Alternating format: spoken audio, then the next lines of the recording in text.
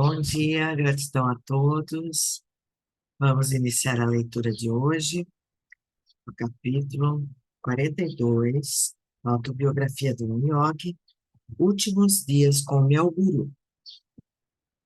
Guruji, que alegria encontrá-lo sozinho esta manhã. Eu acabava de chegar ao eremitério de Serampó, carregando uma perfumada cesta de frutas e rosas. Siri Yukteswar me fitou com um olhar meigo. O que você quer perguntar? O mestre relanceou os olhos pela sala, que, como se procurasse por onde escapar. Guruji, vim para cá quando era um jovenzinho de escola secundária. Agora sou um adulto, já com um ou dois fios de cabelo branco. Embora o Senhor me tivesse acumulado de silenciosa afeição, desde o primeiro instante até o presente, já percebeu que só uma vez, no dia em que nos encontramos, disse: Eu o amo? Encarei-o suplicante. O mestre abaixou o olhar. Yogananda, será necessário que eu traga aos velhos do reino da linguagem sentimentos ardentes, mais bem guardados na mudez do coração? Guruji, sei que me ama, mas meus ouvidos mortais querem ansiosamente ouvi-lo dizer isso. Seja como você quiser. Durante minha vida de casado, muitas vezes desejei ter um filho para educar na senda yogi. Mas quando você chegou, fiquei satisfeito. Em você encontrei o meu filho. Duas lágrimas cristalinas marejavam os olhos de Sri Yukteswar. Yogananda, eu o amo sempre. Sua resposta é o meu passaporte para o céu. Senti um peso sair do meu coração, dissolvido para sempre em suas palavras. Apesar de saber que ele não era emotivo e sim reservado em seus sentimentos, muitas vezes eu cismara sobre o significado do seu silêncio. Às vezes receava ter fracassado em agradá-lo completamente. A sua era uma natureza estranha, que não se pode conhecer de todo. Natureza profunda e silenciosa, insondável para o mundo exterior, cujos valores há muito tempo ele transcendera. Alguns dias depois, falei a um público no Albert Hall, em Calcutá. Sri Yukteswar consentiu em sentar-se no palco com o Marajá de Santosh, o prefeito de Calcutá. O mestre não fez nenhum comentário, mas durante o discurso fitei-o algumas vezes e ele me pareceu satisfeito. Depois fiz uma palestra aos ex-alunos da Faculdade de Serampó. Ao contemplar meus velhos colegas e ao verem eles o seu monge maluco, lágrimas de alegria me brotaram espontaneamente. Meu eloquente professor de filosofia, o Dr. Ghoshal, adiantou-se para me cumprimentar, já com todos os nossos antigos desentendimentos dissolvidos pelo tempo, o grande alquimista. Celebrou-se o festival do solstício de inverno em fins de dezembro, no eremitério de Serampó. Como sempre, reuniram-se os discípulos de Sri Yukteswar, vindos de pequena e de longa distância.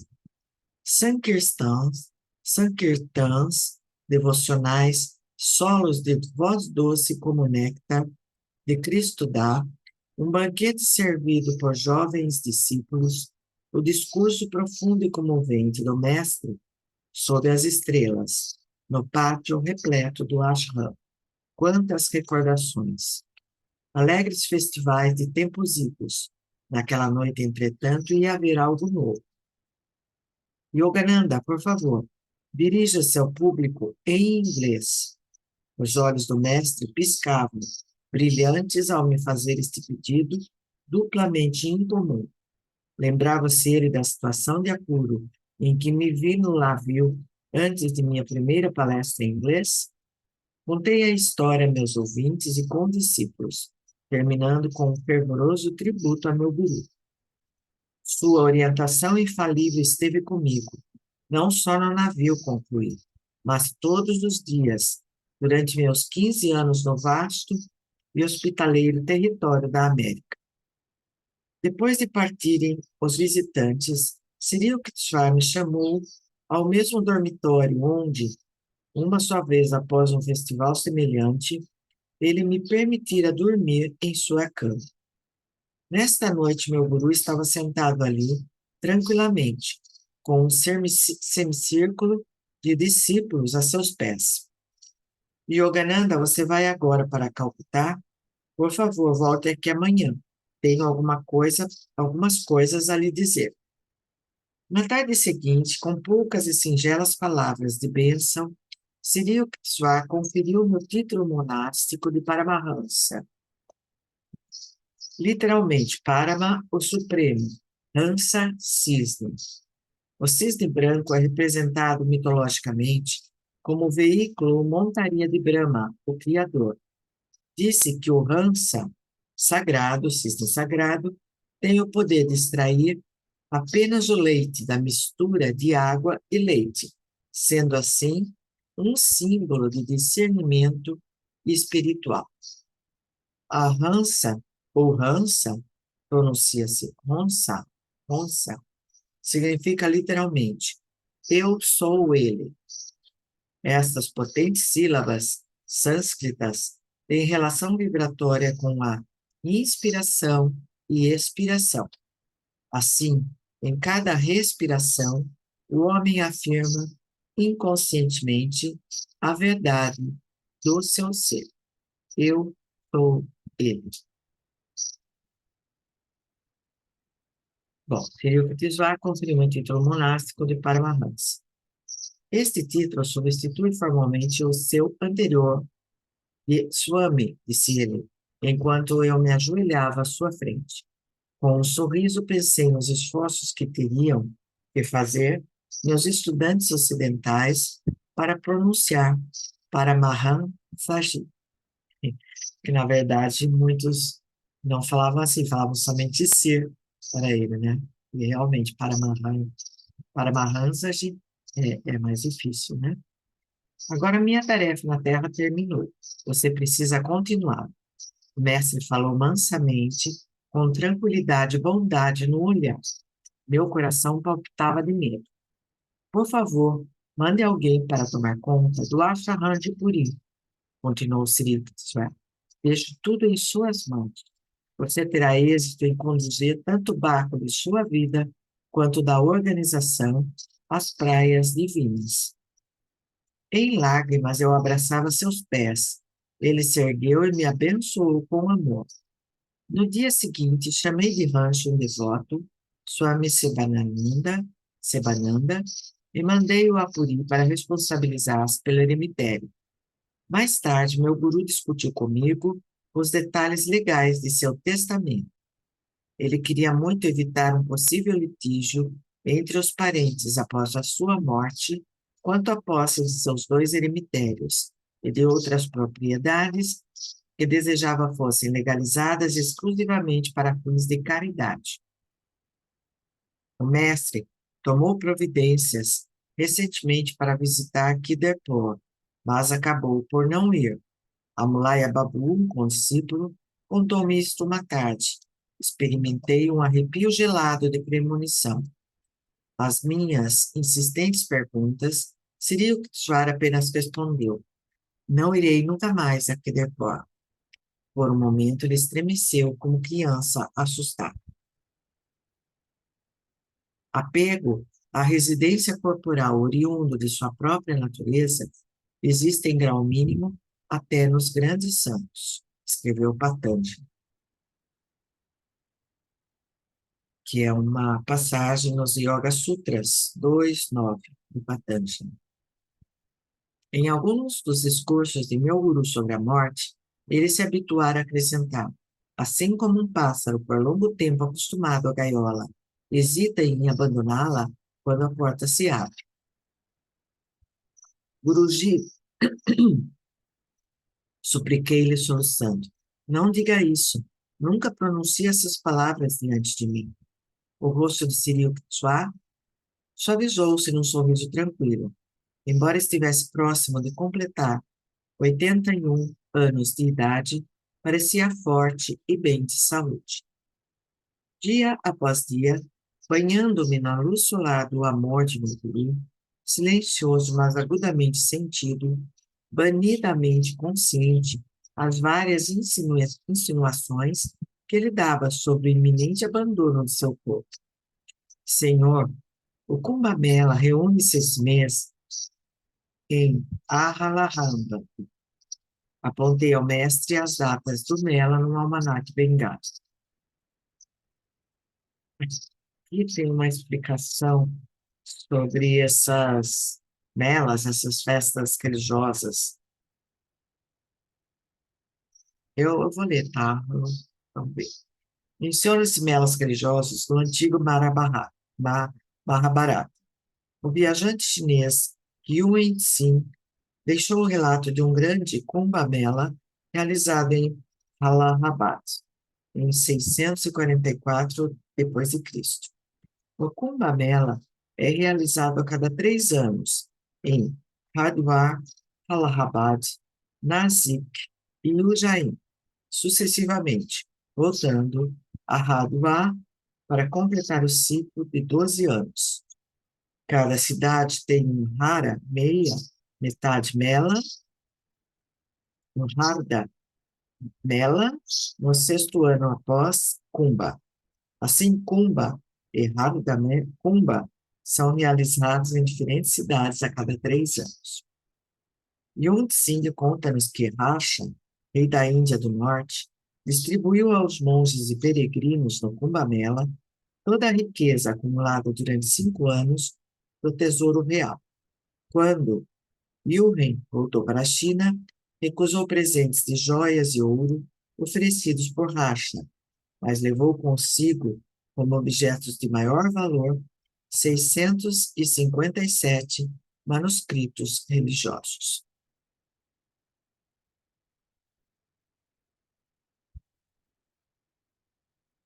Dia após dia, banhando-me na luz solar do amor de meu guru, silencioso, mas agudamente sentido, vanidamente consciente as várias insinuações que lhe dava sobre o iminente abandono de seu corpo.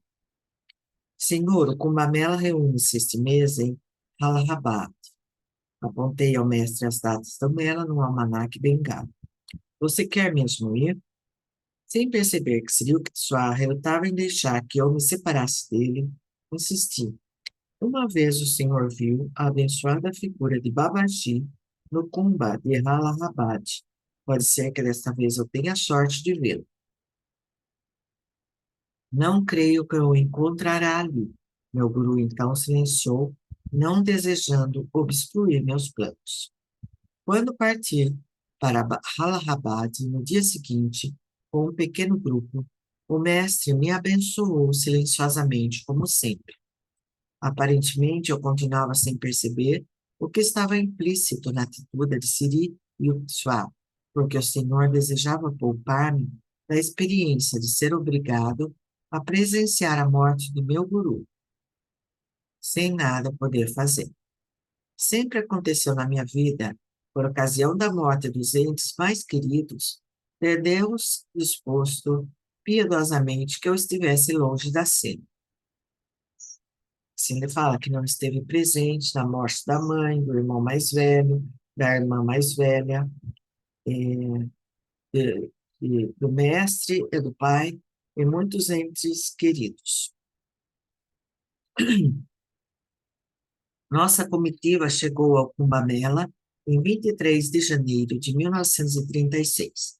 A multidão de quase 2 milhões de pessoas, ondulante como o oceano, era um espetáculo impressionante e até opressivo. O gênio peculiar do povo indiano é a reverência inata, mesmo no mais humilde camponês, pelos valores do espírito, pelos monges e sadhus, que renunciaram aos laços mundanos para buscar o ancadouro divino.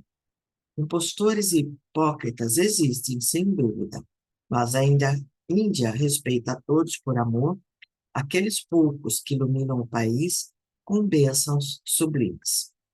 Os ocidentais que observam o vasto espetáculo tiveram a oportunidade única de sentir o pulso da nação. o ardor espiritual ao qual a Índia deve sua vitalidade inesgotável sob os golpes do tempo.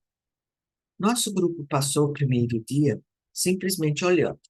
Milhares de peregrinos banhavam-se no sagrado Ganges para a remissão dos pecados. Sacerdotes brâmanes realizavam ritos solenes de adoração.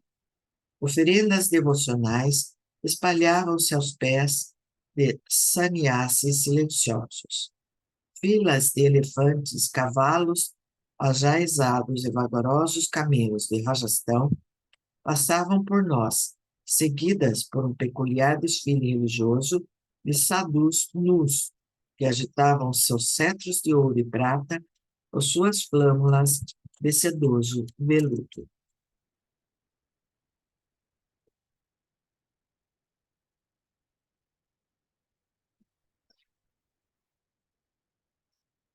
E algumas fotos, que é o Festival do Solstício, que eles referem, né? E aqui embaixo, também as pessoas, estudantes em Calcutá. Anacoretas, usando apenas tangas, sentavam-se em silêncio em pequenos grupos, os corpos cobertos de cinzas para protegê-los do calor e do frio. O olho espiritual achava-se vividamente representado em sua testa por uma pinta única de pasta de sândalo. Swamis com a cabeça raspada e a vestes ocres apareciam aos milhares, todos carregando um bastão de bambu e uma escudela de esmolas. Suas faces resplandeciam com a paz dos que renunciaram, enquanto caminhavam ou mantinham discussões filosóficas com seus discípulos. Aqui e ali, sob as árvores, ao redor de enormes fogueiras, encontravam-se sadhus pitorescos. Diz que existe, na nota aqui, milhares de sadhus indianos, que é controlado por uma comissão executiva das 7 grandes regiões do país.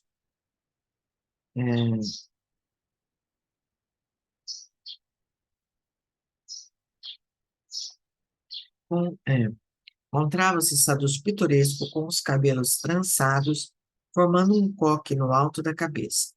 Alguns tinham barbas de mais de 1 metro de comprimento, enroladas e amarradas com um nó. Meditavam silenciosamente ou estendiam as mãos, abençoando a multidão de transeuntes. Mendigos marajás montados em elefantes, mulheres em saris muito coloridos com pulseiras tilintantes nos braços e tornozelos, faquires com braços raquíticos erguidos grotescamente, brahmacharis carregando suportes de cotovelo para meditação, humildes sábios cuja solenidade escondia sua beatitude interior. Muito acima do alarido ouvíamos a chamada incessante dos sinos dos templos. Em nosso segundo dia de mela, meus companheiros e eu entramos em vários ashrams de cabanas temporárias, saudando com pranam as figuras santas. Recebemos a bênção do líder do ramo Giri, da ordem dos Swamis, um monge magro, ascético, com olhos de chamas sorridentes. Nosso grupo visitou a seguir um eremitério cujo guru, nos últimos 9 anos, vinha observando o voto de silêncio e uma rigorosa dieta frutífera. Num estrado do salão, desse ashram, sentava-se um sadhu cego, Prajna Shaskra, significando alguém que vê com sua inteligência. Prajna Shaskra, profundamente versado nos Shastras e extremamente reverenciado por todas as seitas. Depois que pronunciei breve discurso em hindi sobre o Vedanta, nosso grupo deixou o pacífico eremitério para cumprimentar um Swami vizinho, Krishnananda, belo monge com faces rosadas e ombros impressionantes. Junto a ele estava deitada uma leoa mansa. Sucumbindo ao encanto espiritual do monge, não certamente a sua força física, o animal da selva rejeita qualquer carne, preferindo arroz e leite. O Swami ensinou a fera pelo seu fulvo a pronunciar Om com um rugido profundo e atraente, uma felina devota. Nosso encontro seguinte, uma entrevista com um jovem sadhu erudito, está bem descrita no vívido diário de viagem do Sr. White. Viajamos no Ford, atravessando o Baixo Ganges numa ponte rangente. Rastejávamos como serpentes por entre a multidão e por goelas tortuosas. Passamos pelo local, à margem do rio, onde Yoganandaji disse ter se dado ao encontro de Babaji com Cyril Swami. Descendo do carro pouco tempo depois, caminhamos um pouco através da espessa fumaça das fogueiras dos sadhus e sobre as areias escorregadias, até chegarmos a um aglomerado de minúsculas choças de palha e barro, muito modestas. Paramos em frente a uma dessas insignificantes moradias temporárias, com uma minúscula entrada sem porta. O abrigo de Karapatri, jovem sadhu errante, conhecido por sua excepcional inteligência. Ele estava sentado de pernas cruzadas num monte de palha, tendo como única vestimenta, e diga-se de passagem, sua única posse, um pano ocre drapejado em seus ombros. Uma face verdadeiramente divina nos sorriu, depois que entramos de gatinhas no interior da choça, e fizemos o pranam aos pés desta alma iluminada, enquanto a lâmpada de querosene à entrada tremeluzia, projetando misteriosas sombras dançantes nas paredes.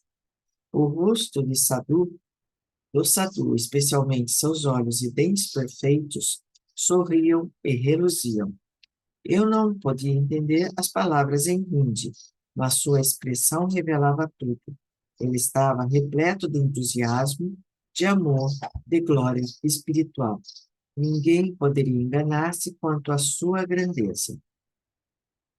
Imagine a vida feliz de quem não tem apego ao mundo material, livre do problema do vestiário, livre do desejo de comida, nunca esmolando, só ingerindo alimento cozido em dias alternados, nunca carregando a escudela, livre de todas as complicações financeiras, nunca lidando com dinheiro, nunca armazenando nada, sempre confiando em Deus, livre das preocupações com transporte, jamais viajando em veículos, mas sim caminhando pelas margens dos rios sagrados, não permanecendo em nenhum lugar por mais de uma semana para evitar que cresça o apego.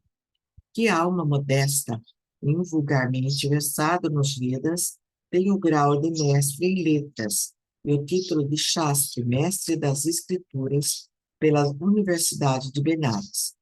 Um sentimento sublime me penetrou quando me sentei a seus pés. Tudo parecia a resposta ao meu desejo de ver a Índia real, a antiga, pois este é um verdadeiro representante desta terra de gigantes espirituais. Aqui tem uma foto do Sri Krishnananda no Kumbh Mela de 1936, em Allahabad, junto com sua mansa leoa vegetariana, que pronunciava Om com um rugido profundo e atraente. A leoa.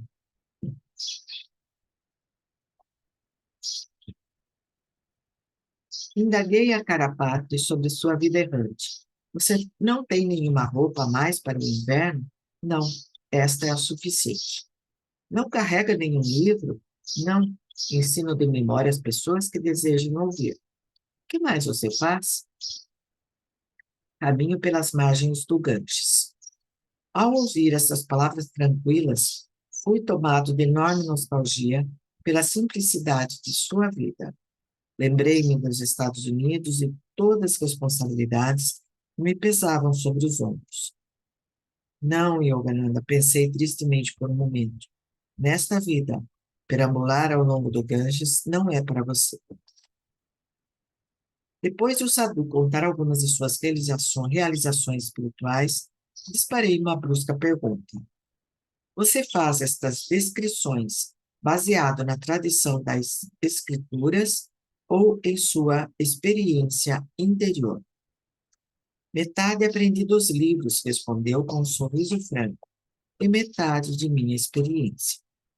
Ficamos sentados por algum tempo, felizes, em silêncio meditativo. Depois de sairmos de sua santa presença, eu disse ao Sr. White, este é um rei sentado num trono de palhas douradas. Naquela noite, jantamos nos terrenos do Mela, sob as estrelas, em pratos de folhas. Na Índia, a lavagem de pratos é reduzida ao mínimo. 2 dias mais no fascinante Kumba, a seguir rumo ao noroeste ao longo das margens do Yamuna para Agra. Mais uma vez contemplei o Taj Mahal. Em minha lembrança, Jitendra estava ao meu lado, admirando com reverência o sonho de mármore. Depois, para o Ashram de Swami Keshabananda, em Vrindavan. Meu objetivo ao procurar Keshabananda relacionava-se com este livro. Nunca me esqueci do pedido de Cyril Swar para que eu escrevesse sobre a vida de Lahiri Mahasaya. Durante minha permanência na Índia, aproveitei todas as oportunidades para entrar em contato com discípulos diretos e parentes do Yogavatar. Registrando suas declarações em formosas anotações, eu verificava datas e fatos, reunia fotografias, cartas antigas e documentos. Minha pasta sobre informações de Lahiri Mahasaya começou a engrossar. Percebi com espanto que teria diante de mim um árduo trabalho de escritor. Orei para estar à altura de minha tarefa como biógrafo do colossal guru. Vários de seus discípulos temiam que num relato escrito seu guru ficasse diminuído ou fosse mal interpretado. Em frias palavras, dificilmente se pode fazer justiça à vida de uma encarnação divina. Certa vez, Panchanon Bhattacharya comentou comigo. Outros discípulos íntimos revelavam igual satisfação em manter o Yogavatar oculto em seu coração como preceptor e morredor. Não obstante, consciente da previsão de Lahiri Mahasaya sobre sua biografia, não poupei esforços para descobrir e confirmar fatos de sua vida exterior. Swami Keshavananda recebeu calorosamente nosso grupo em Vrindavan, em seu ashram Katayani Pet, imponente construção de tijolos com maciços pilares negros, rodeado por um belo jardim. Levou-nos imediatamente à sala de recepção, cujo adorno era uma ampliada fotografia pela Lahiri Mahasaya. O Swami estava chegando aos 90 anos, mas o corpo musculoso irradiava saúde e vigor. De cabelos compridos, barba branca como a neve, olhos cintilantes de alegria, ele era a autêntica personificação do patriarca. Informei-o que desejava mencionar seu nome em meu livro sobre os mestres da Índia. Por favor, conte algo de seu passado, mostrei um sorriso suplicante. Os grandes yogis geralmente não são comunicativos. Aqui está o Swami Keshavananda, com a Rimasai aos 90 anos. Com Yogananda, né, aos 90 anos.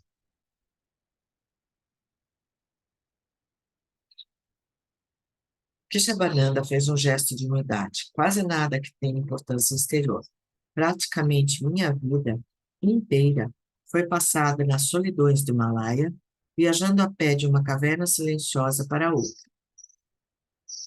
Durante algum tempo, mantive um pequeno ashram nos arredores de Hardwar, rodeado por um bosque de altas árvores.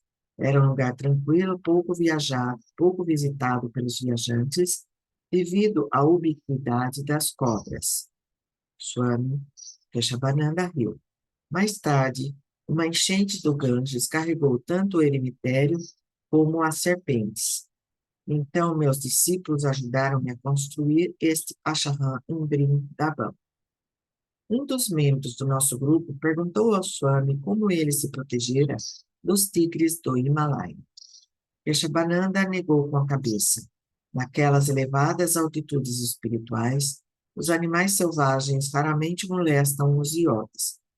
Certa vez, na selva, encontrei-me face a face com um tigre. Bastou uma súbita exclamação minha e o animal paralisou-se como se convertido em pedra. Novamente, o Swami riu das lembranças.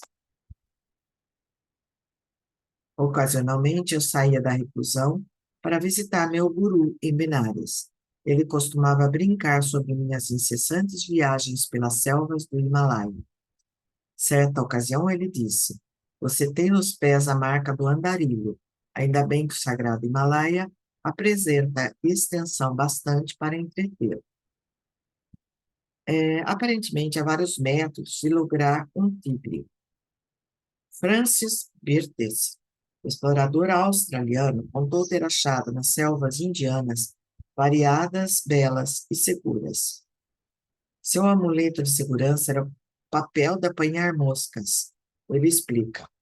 Todas as noites eu espalhava algumas folhas em volta do acampamento e nunca fui incomodado. A razão é psicológica. O tigre é um animal de grande dignidade consciente. Ele ronda e desafia o homem até chegar ao papel e pegar moscas. Então retira-se furtivamente. Nenhum tigre cheio de dignidade ousaria enfrentar um ser humano depois de ter as patas grudadas no viscoso papel de pegar moscas. Muitas vezes, prosseguiu Keshavananda, Lahiri Mahasaya apareceu fisicamente diante de mim antes e depois de sua morte. Para ele, nenhum pico do Himalaia é inacessível. 2 horas depois, nosso anfitrião nos levou a um pátio para o jantar. Suspirei em silenciosa consternação. Outra refeição de 15 pratos. Menos de um ano de hospitalidade indiana e eu tinha engordado 25 quilos. Entretanto, teria sido considerado o cúmulo da descortesia recusar qualquer dos pratos cuidadosamente preparados nos incontáveis banquetes em minha honra. Na Índia, em nenhum outro lugar, infelizmente, considera-se um swami bem acolchoado uma bela cena. Depois do jantar, Keshavananda conduziu-me a um recanto isolado. Sua chegada não era imprevista, disse ele. Tenho uma mensagem para você. Fiquei surpreso. Ninguém sabia do meu plano de visitar Keshavananda. Andando o ano passado pelo norte do Himalaia, perto de Badrinaraya, continuou Swami, perdi o rumo. Encontrei abrigo numa espaçosa gruta vazia, apesar de brilharem as brasas de uma fogueira numa cavidade do chão da pedra. Entretanto, me perguntava quem seria o ocupante do retiro solitário. Sentei-me perto do fogo, com o olhar fixo na abertura ensolarada da caverna. Keshavananda, alegro-me por você estar aqui. Estas palavras vieram detrás de mim. Virei-me espantado e fiquei ofuscado ao ver Babaji. O grande guru se materializara no recesso da gruta. Transbordando de alegria por revê-lo, depois de tantos anos, prostrei-me a seus pés sagrados. Chamei-o aqui, prosseguiu Babaji. Por isso você se perdeu e foi conduzido à minha residência temporária nesta caverna. Muito tempo se passou desde o nosso último encontro. Estou contente em vê-lo novamente. O mestre imortal abençoou-me com algumas palavras de ajuda espiritual e depois acrescentou: Deixo com você uma mensagem para Yogananda. Ele vai lhe fazer uma visita quando voltar à Índia. Muitos assuntos relacionados com o guru dele e com os discípulos ainda vivos de Lahiri manterão Yogananda inteiramente ocupado. Diga-lhe então que não ouvirei desta vez, como ele ansiosamente espera, mas vou vê-lo em outra ocasião. Fiquei profundamente comovida ao receber dos lábios de Keshavananda esta confortante promessa de Babaji. Certa mágoa em meu coração desapareceu. Não me lamentei mais por Babaji não haver aparecido no Kumbh Mela, como aliás Sri Yukteswar avisara. Pernoitando como hóspedes no Ashram, na tarde seguinte nosso grupo partiu para Calcutá. Atravessando uma ponte sobre o rio Yamuna, apreciamos uma vista magnífica do perfil de Brindaban contra o céu no exato momento em que o sol incendiava o horizonte. Uma rubra fornalha de vulcano refletida abaixo de nós nas águas serenas. Reminiscências do menino Sri Krishna santificam a praia de Yamuna. Aqui ele se divertia com inocente doçura em seus lilas jogos com os gopis, donzelas, exemplificando o amor sublime que eternamente existe entre uma encarnação divina e seus devotos. A vida do Senhor Krishna tem sido mal compreendida por muitos comentaristas ocidentais, mas as alegorias das escrituras são confusas para as mentes que as tomam ao pé da letra. O engraçado equívoco de um tradutor ilustrará este ponto. A história refere-se a um inspirado santo medieval, o sapateiro Ravidas. Na linguagem simples de seu ofício, ele cantou a glória espiritual oculta em toda a humanidade. Sob a vasta abóbada azul, vive a divindade vestida de couro cru. Viramos o rosto para esconder o sorriso ao ouvirmos a prosaica interpretação dada ao poema de Ravidas por um escritor ocidental. Depois construiu uma cabana ali, colocando um ídolo de couro feito por ele mesmo, e dedicou-se a adorá-lo. Ravidas foi condiscípulo do grande Kabir. Uma das mais adiantadas chelas de Ravidas foi a Rani de Chitor. Ela convidou grande número de brahmanes para uma festa em honra de seu instrutor, mas eles recusaram comer com um modesto sapateiro. Quando, cheios de dignidade, sentaram-se à distância para comer sua refeição incontaminada, surpresa, cada brahmane encontrou a seu lado a forma de Ravidas. Esta visão em massa provocou um renascimento espiritual de ampla difusão em Chitor. Em poucos dias, nosso pequeno grupo chegou a Calcutá. Ansioso por ver Sri Yukteswar, fiquei decepcionado ao saber que ele deixara Serampó e estava agora em Puri, a cerca de 483 quilômetros ao sul. Venha imediatamente ao Ashram de Puri. Este telegrama foi enviado por um condiscípulo em 8 de março para Tu Chandra Roy Chaudhry, um dos melas do mestre em Calcutá. A notícia da mensagem chegou a meus ouvidos. Angustiado pelas implicações que o telegrama continha, caí de joelhos e implorei a Deus que poupasse a vida de meu guru. Quando ia sair de casa de papai para tomar o trem, uma voz divina falou dentro de mim. Não vá a Puri esta noite. Sua oração não pode ser atendida. Senhor, disse eu profundamente consternado,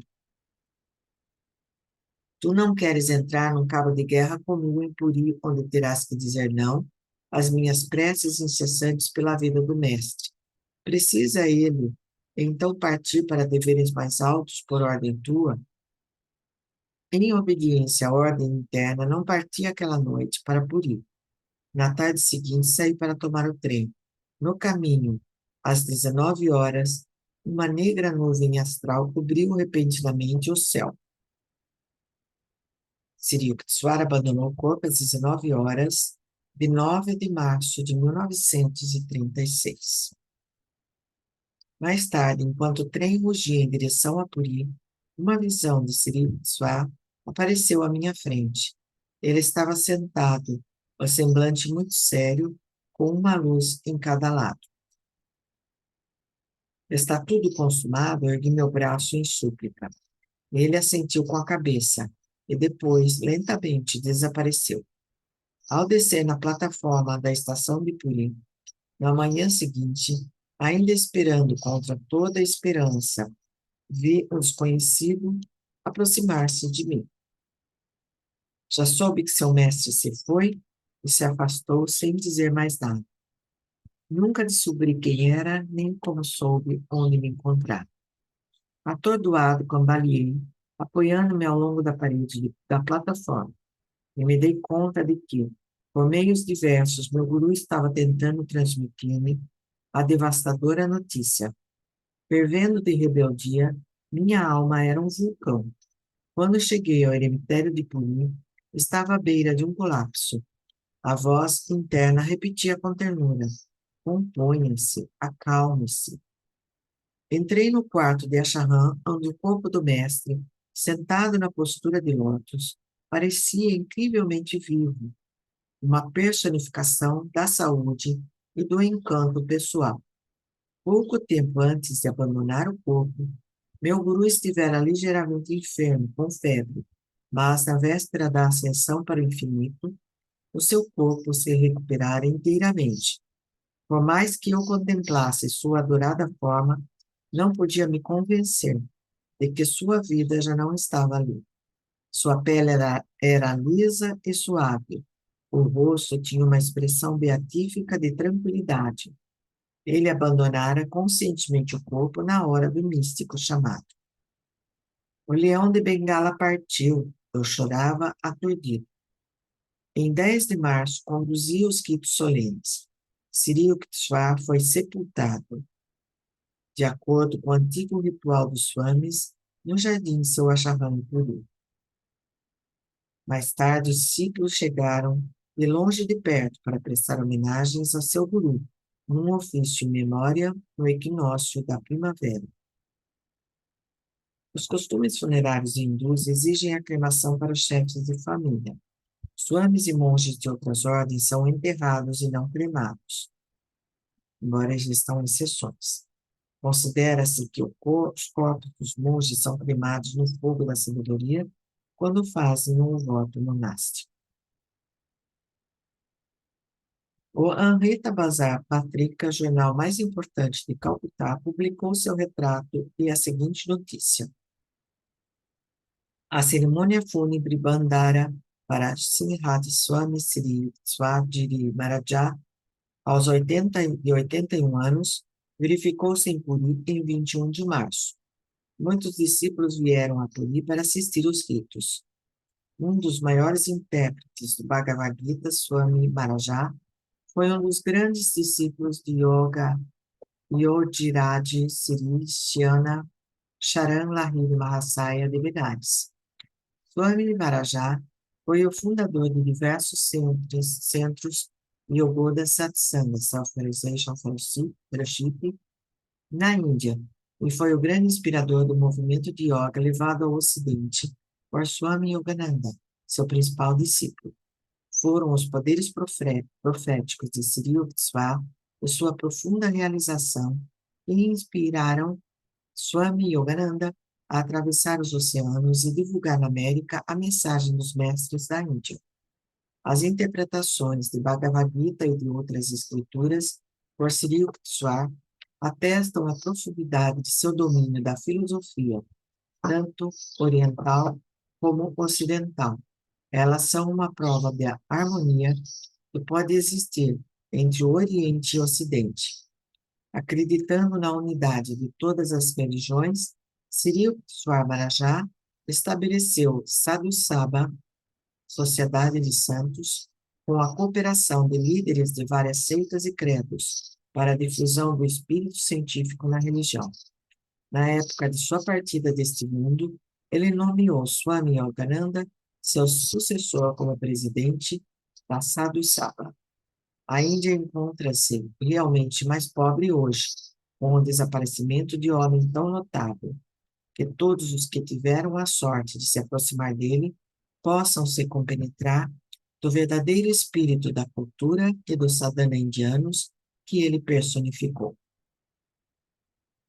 Regressei a Calcutá, não confiando em mim mesmo ainda, para ir ao eremitério de Serampó e defrontar-me com suas sagradas recordações.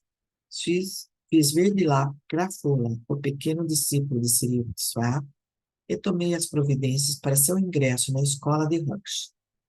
Na manhã em que o senhor partiu para o Mela de Allahabad, contou para Fula, o mestre se deixou cair pesadamente no sofá. Yogananda se foi, exclamou ele. Yogananda se foi, e acrescentou enigmaticamente. Terei de formá-lo de algum outro modo. A seguir ficou sentado durante horas em silêncio. Meus dias foram preenchidos por conferências, aulas, entrevistas e reuniões com velhos amigos. Sob um sorriso forçado de uma vida de incessante atividade, uma correnteza de melancolia poluía o rio da bem-aventurança interna que por muitos anos se espraiara em meandros sob as areias de todas as minhas percepções. Para onde foi aquele sábio divino? Exclamava eu, mudamente, nas profundezas do meu espírito atormentado. Nenhuma resposta chegava. É melhor que o mestre tenha completado sua união com o amado cósmico, a mente me garantia. Ele vive no resplendor eterno, no reino da imortalidade. Nunca mais você poderá vê-lo na antiga moradia de Serampor. Lamentava-se meu coração. Não mais poderá trazer seus amigos para conhecê-lo, nem dizer orgulhosamente: Vejam-se, vejam, senta-se aqui o Janinavatar da Índia. O Sr. White tomou as providências necessárias para que nosso grupo viajasse de Bombaim para o Ocidente no início de junho. Após 2 semanas em maio, entre discursos e banquetes de despedida em Calcutá, a senhorita Bletch, o Sr. White e eu fomos para Bombaim em nosso forte. Ao chegarmos, os oficiais do navio pediram que cancelássemos as passagens, pois não havia lugar para o forte, do qual necessitaríamos novamente na Europa. Não tem importância, disse eu acabrunhado ao Sr. White. Quero voltar a Puri. E silenciosamente acrescentei que minhas lágrimas reguem mais uma vez o túmulo do meu guru. Aqui tem uma foto do templo em memória de Sri Swami Asharam, em Puri. Bom, e assim termina esse capítulo dos últimos dias com o meu guru. Gratidão a todos e até amanhã, se Deus quiser.